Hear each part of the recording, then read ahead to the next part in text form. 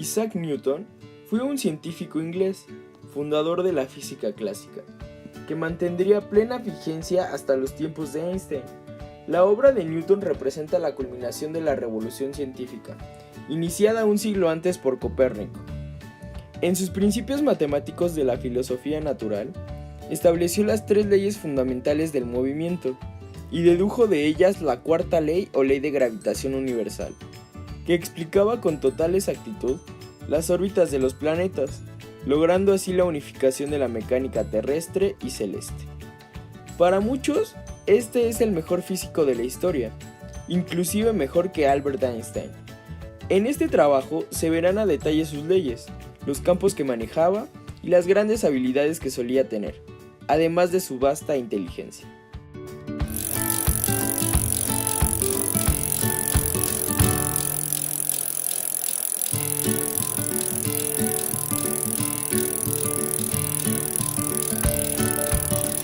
La primera ley o ley de la inercia nos habla sobre que todo cuerpo persevera en su estado de reposo o movimiento uniforme, a no ser que sea obligado a cambiar su estado por fuerzas impresas a él.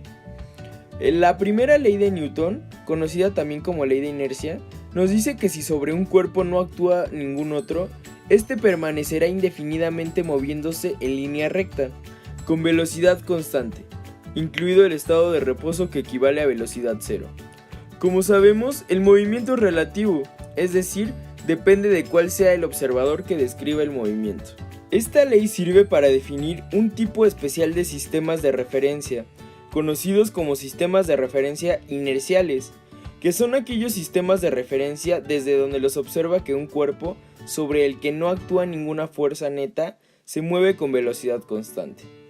De manera concisa, esta ley postula que un cuerpo no puede cambiar por sí solo su estado inicial, ya sea en reposo o en movimiento rectilíneo uniforme, a menos que se aplique una fuerza o una serie de fuerzas cuyo resultante no sea nulo sobre él.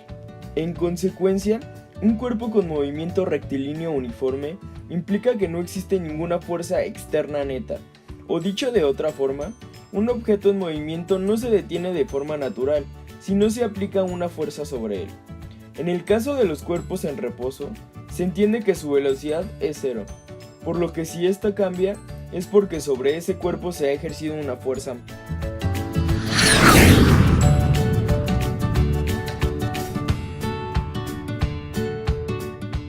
La segunda ley de movimiento de Newton dice que el cambio de movimiento es proporcional a la fuerza motriz impresa y ocurre según la línea recta a lo largo de la cual aquella fuerza se imprime.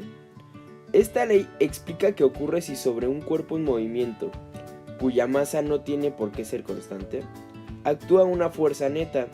La fuerza modificará el estado de movimiento, cambiando la velocidad en módulo o dirección. En concreto, los cambios experimentados en el momento lineal de un cuerpo son proporcionales a la fuerza motriz y se desarrollan en la dirección de esta. Las fuerzas son causas que producen aceleraciones en los cuerpos. Consecuentemente, hay relación entre la causa y el efecto, la fuerza y la aceleración.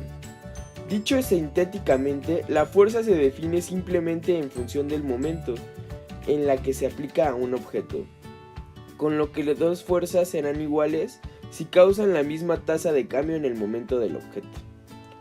La fuerza es el producto de la masa por aceleración, que es la ecuación fundamental de la dinámica, donde la constante de proporcionalidad, distinta para cada cuerpo, es su masa de inercia.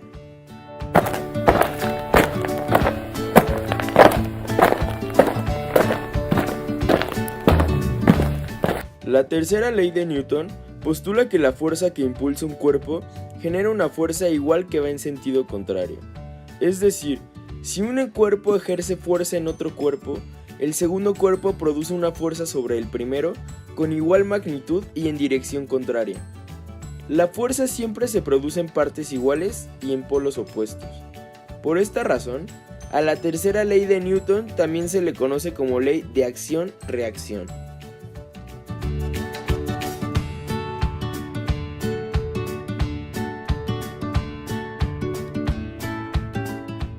Newton prácticamente revolucionó cualquier ideología, inclusive la vida misma.